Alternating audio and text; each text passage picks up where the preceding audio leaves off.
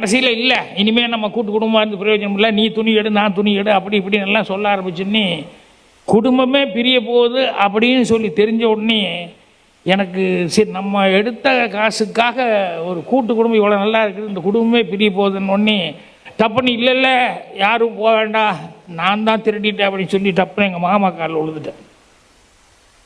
என்னடா சொல்கிறேன் அப்படின்னா, இல்லை இப்படி எதுக்கிட்ட இவ்வளோ காசு தரணும், இல்லை இவ்வளோ காசு தரணும்னு தெரியல, நீங்கள் என்னாமல் போட்டிருந்தீங்க அதில் ஆரம்பித்தது இன்றைக்கி தெரியாமல் இப்படி எடுத்துட்டேன் அப்படின்னு சொல்லி சொன்னதுக்கப்புறம் சரி இன்றைக்கி அடி எல்லாம் மாற்றி மாற்றி அடிக்க போகிறாங்க லைனா அப்படின்னு நினச்சேன்.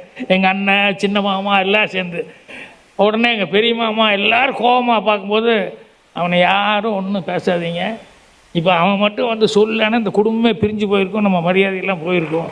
ஒரு நாள் வந்து போய் நான் வந்து அன்னைக்கு காசு எடுக்கிறதா அவர் குளிக்கிறதப்போ அப்படி அந்த கதவுக்கிட்ட மாட்டிட்டு அப்படி குளிக்க போவார்.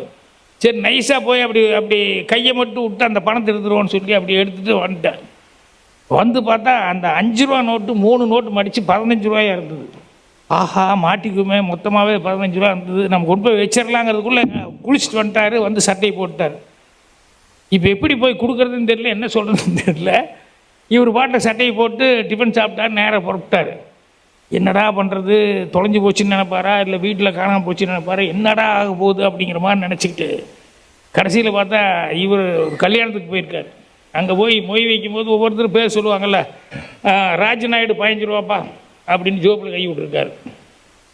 கை விட்டவர் அப்படியே தேள் கூட்டின மாதிரி போயிடுச்சு. தேடுறாரு தேடி கிடைக்கல.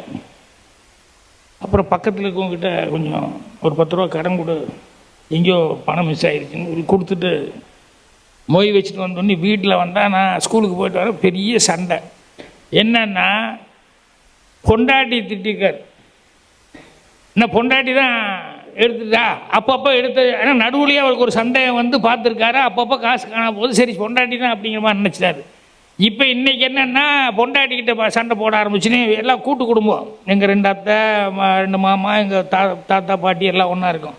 இப்போ பொண்டாட்டி கோவம் வந்துச்சு, நான் எங்கே எடுத்தேன், இல்லை நீ தான் அப்படின்னு சொல்லி சொன்னோடனே உடனே அது வந்து உங்கள் அம்மாவில் போய் கேளு, இன்னொருத்தி இருக்காள் வீட்டில் இன்னொரு மருமக, அவளுக்கு அவள் குடும்பத்துக்கு தான் எடுத்து கொடுத்துருப்பான், உங்கள் அம்மாவில் போய் கேளு அப்படின்னு எங்கள் அம்மாவுக்கு எங்கள் பாட்டிக்கு ஒரே கோவம் வந்துருச்சு. எங்கள் பாட்டி ஒரு பக்கம் ரகலை பண்ணி இப்போ வீட்டில் குடும்பத்துக்குள்ளே பெரிய சண்டை.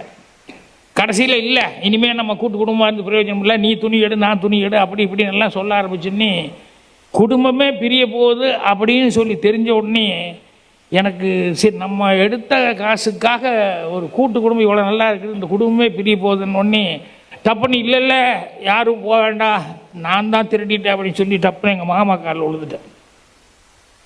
என்னடா சொல்கிறேன் அப்படின்னா, இல்லை இப்படி எதுக்கிட்ட இவ்வளோ காசு தரணும், இல்லை இவ்வளோ காசு தரணும்னு தெரியல, நீங்கள் என்னாமல் போட்டிருந்தீங்க அதில் ஆரம்பித்தது இன்றைக்கி தெரியாமல் இப்படி எடுத்துட்டேன் அப்படின்னு சொல்லி சொன்னதுக்கப்புறம் சரி இன்றைக்கி அடி எல்லாம் மாற்றி மாற்றி அடிக்க போகிறாங்க லைனா அப்படின்னு நினச்சேன். எங்கள் அண்ணன் சின்ன மாமா எல்லாம் சேர்ந்து உடனே எங்கள் பெரிய மாமா எல்லோரும் கோபமாக பார்க்கும்போது அவனை யாரும் ஒன்றும் பேசாதீங்க, இப்போ அவன் மட்டும் வந்து சொல்லலைன்னா இந்த குடும்பமே பிரிஞ்சு போயிருக்கோம், நம்ம மரியாதையெல்லாம் போயிருக்கோம்,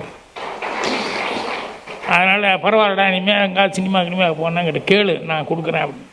என்னென்னா நாம் வந்து அஜாக்கிரதையாக இருந்தது, யதார்த்தமாக அப்படி காசை வந்து என்னாமல் அப்படி பாக்கெட்டில் போட்டது என்ன ஒரு திருடன் ஆகிடுச்சு, ஒரு குற்றவாளி ஆகிடுச்சு. செலவு பண்ணுற விஷயத்தில் வந்து அதை விட மோசமானது வந்து இந்த மாதிரி வீட்டில் குடும்பத்தில் இப்படி எல்லாம் இருக்கும்போது கணக்கு பார்க்காம அப்படி டக்குன்னு வைக்கிறது இது பண்ணுறது அடுத்தவங்களை வந்து குற்றவாளி ஆகும்.